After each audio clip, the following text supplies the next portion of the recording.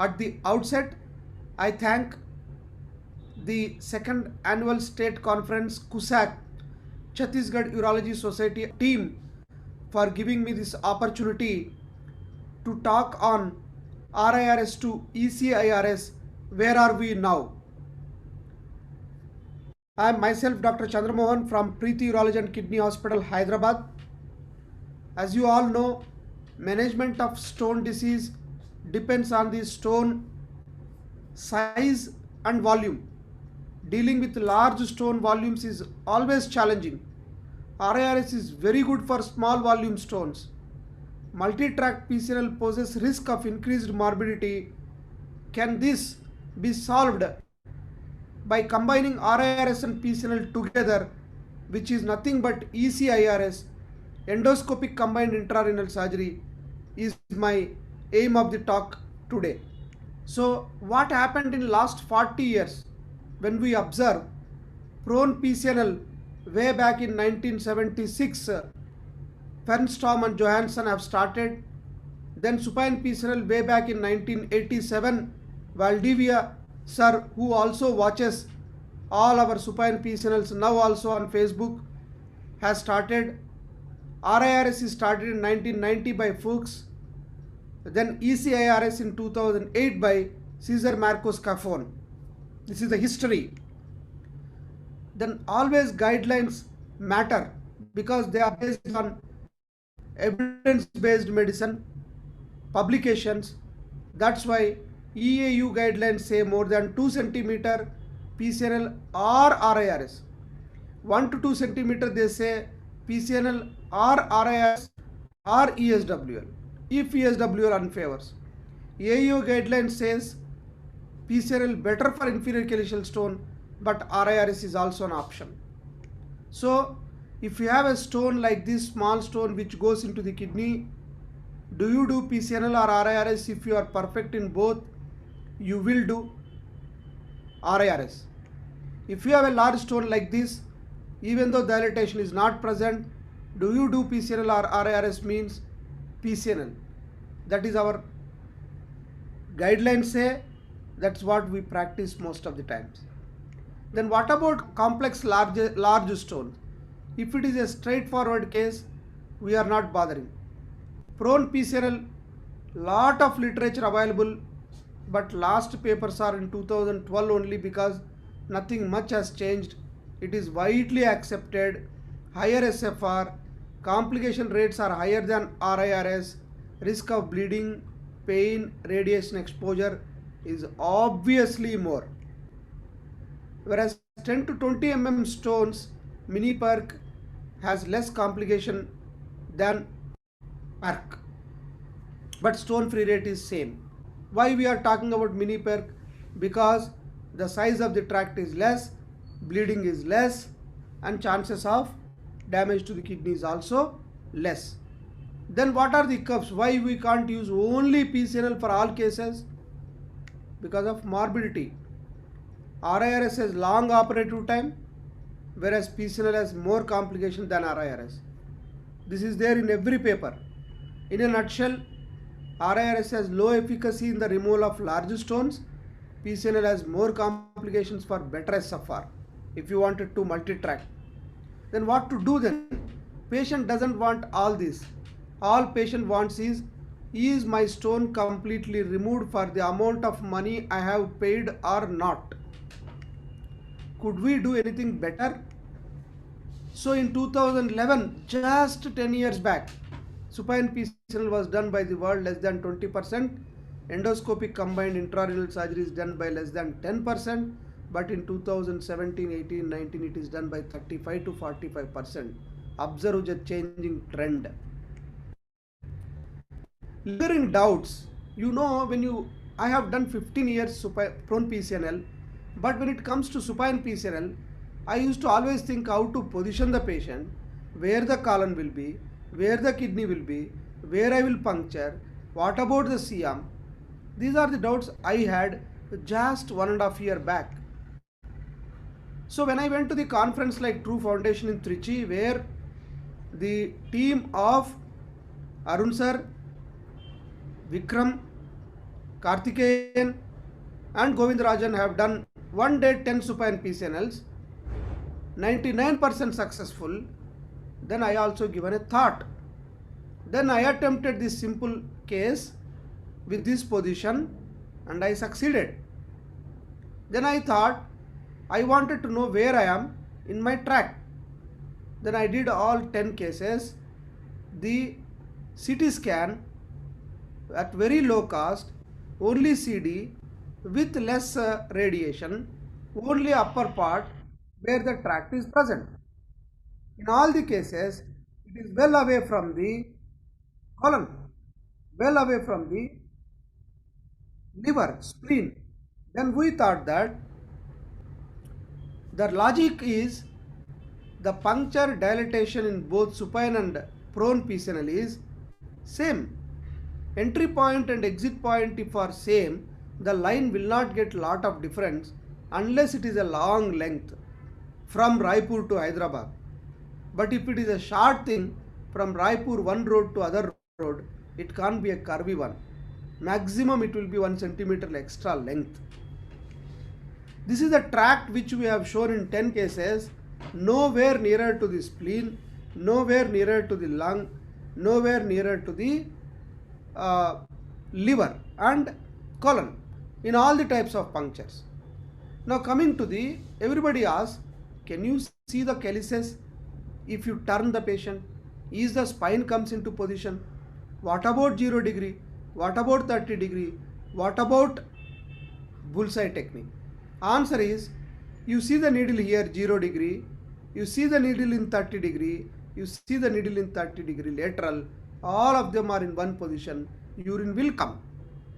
Only thing is bullseye technique is not possible because the table and spine comes in a way, if the C-arm gets that 360 degrees turned, which is not possible as of now because it has to act on an axis, the axle has to be there, so it is not possible.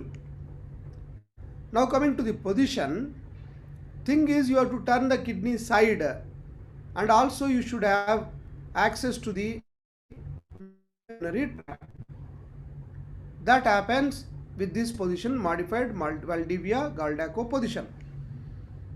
Wide range of movements is because if you pass a scope from the little lateral, you can go to the anterior calyx like this, you see the video, and you can down also posterior calyx, you can move up also, down also, because your tract is not vertical.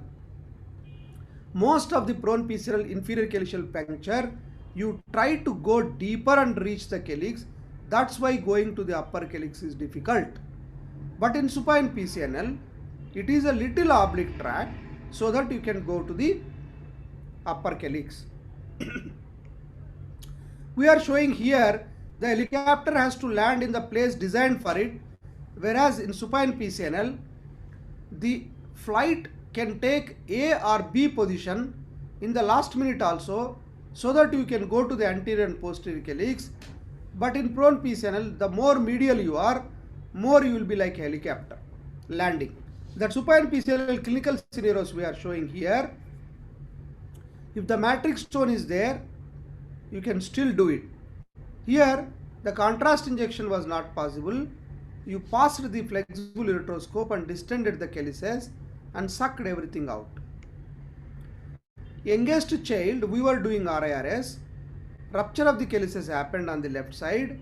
Immediately little bit of turn is done. Proper puncture through the inferior calyx has been done. And dilatation is up to 15 French only and stone is removed. Horseshoe kidney, see the lateral angle. Normally prone PCNL is advantageous because it is posterior, but no disadvantage in supine PCNL. We have published our paper, largest stone in horseshoe kidney, as a case report. Because calyces are lateral, you can see all the calyces, even though they are posterior, you can enter the cup of the calyx, which may not be possible in prone kidney. And also you can move above and below. In this case, this is horseshoe kidney with high riding PUJ obstruction with 3 to 4 stones. You can pass a flexible nephroscope also. Here this is the PUJ where flexible scope is not going. but all the calyces are seen. Same medial kidney, lower kidney can still be punctured with supine PCNL and water will come. An extra tract is also put in the lower calyx to avoid any missing of the stone, but with one tract only, large stone is removed. Flexible nephroscope has gone up to the isthmus because the pelvis is capacious, and postoperative CT is like this, except a small speck, nothing is left behind. If you suddenly see a bifid system like that, anybody says that I will do upper calyceal puncture, I will do lower calyceal puncture, but sometimes upper calyceal puncture may be above the 10th rib. In such cases, flexible ureteroscope, a good RIRS surgeon, if not powder, can make pieces and can give to the lower tract nephrostomy tract so that stone can be cleared three-dimensionally better. Elderly high risk, where this is the ideal indication for supine PCNL, you can't turn easily. Obese patient, you can't turn easily. Your anesthetist will not be comfortable to have a hold on the neck in the prone position. In such cases, if you are good in supine PCNL, especially in case like this where upper calyx is separate, then you can see the guide wire accessing the stone, and you can see this is 78 years old patient. Lumbar hernia, 2 days back we have done this surgery. Mesh is present, left side video is playing. When mesh is present, hernia is present, we will be worried of the colon. But if you follow that too much medial rotation, you can go nicely to the inferior calyx, finished off like this, and postoperative CT shows very much away from the colon. That means you have gone through the almost lateral to the paraspinal muscles, so that neither the mesh nor the hernial contents are nearer to your tract. This is the case where I am doing from flexible nephroscope, and Dr. Ramakrishna, who is here in the conference today, who is expert in RIRS, is doing from below. Together with our expertise, could achieve a good clearance rate in such case. Added benefits are, if you are not able to fill with ureteric catheter RGP, you can pass the flexible scope, go to any calyx, distend and then do it. See here, you observe, flexible scope is passed, nicely all the calyceal system is put, contrast, and then you puncture whatever posterior anterior assessed by the flexible ureteroscope. Contrast installation in desired calyx, you see here, whichever calyx you want to puncture, you go and inject contrast, then your needle will aim only that, whether it is anterior or posterior, so that you can reach all the stones. This is the video showing in the desired calyx how the calyx is puncturing. You move entire kidney, assess the system, wherever the stone is there, inject the contrast into the calyx, go into the system, see the urine, and see also where the needle is coming from.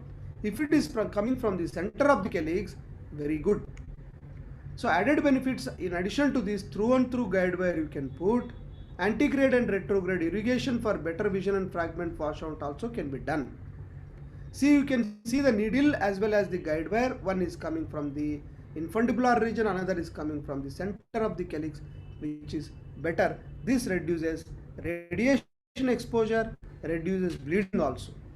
Problems faced supine PCNL is, if you are doing case and if the water will not stay in the kidney because it is dependent, suddenly blood field will be there if you don't flush from below, or if you cannot flush from below. So one should be continuously using water. In fact, more water is used in supine PCNL. Problem with RIRS in large stone burden is, it may not be cost effective. Continuously if you do for a long time, scope may get damaged, and relook RIRS is also needed. These are the cases where, being the RIRS unit, we have felt that some cases we feel that the stone is large.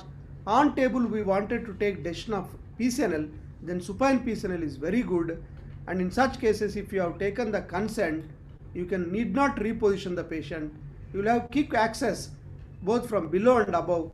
You will have that comfort of finishing the case without leaving the stone. Matrix stone like this with a PUJ kink, RIRS is not possible, then supine PCNL is done. Productive combination of FIRS and supine PCNL is nothing but ECIRS. Then we started exploring both the sides, can we do it. This is a simple case, large stone. Anybody says that I can do prone PCNL in one tract. This is a CT, everybody says that it is one tract. This is the position. When you inject the contrast, bifid system is so obvious that upper pole cannot be assessed easily with the prone because it is above the 10th rib or 11th rib, whereas in supine PCNL you clear the lower stone like this and upper stone you clear with the flexible scope. You can watch in this video how the midcalycial stone is removed by the supine PCNL. You go inside, make the pieces, they will only come out by themselves. You can use superperc access sheet, also Shaw prosthesis, all the fragments will come out. For this itself is 2 tracks were required. Then where will you go for the supracoastal tract? Now see here, Dr. Ramakrishna is coming from below. He is going into the non-visible part of the stone with the flexible ureteroscope like this. He makes fragments and he take the fragments and give the fragments to the nephrectomy tract person, that is me, and I remove that stone without investing any time. Even then, if you have a small stone by the side of the nephrostomy tract also, you can make powder with flexible ureteroscope. Then complete stone clearance is a real aim and satisfaction both to the patient and to the surgeon at the end without any damage. If multiple renal calculi are there like this 4, 5, you can put all of them in pelvis. You can finish. This is a dilated but complex PCS. You go inside, you see the stone. See, one stone was there at the end just above the nephrostomy tract, which might have been impossible, and puncturing this type of small stones in PCNL with high accuracy sometimes may not be possible when you are exhausted in the theater. Now again, same thing has been showing here, pass the bell. ECIRS in complex branching, you see here, this was looking so simple case on CT, but if you have a multiple branched cases like this, the true role of ECIRS will come. You see here, the fellow who has done 1 month has done the puncture supine PCNL. That means it is reproducible when he has seen multiple times we doing it, and then after clearing the video, then we have gone with flexible scope in all.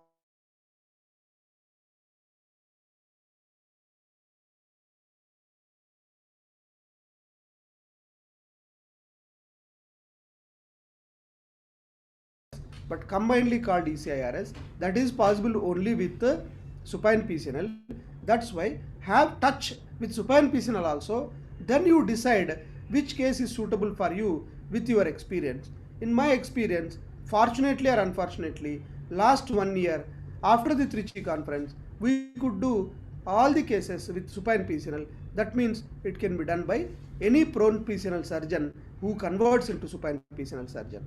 It is safe and effective, versatile procedure, high one-step stone-free rate, unquestionable anesthesiological advantages, no additional procedure-related complications.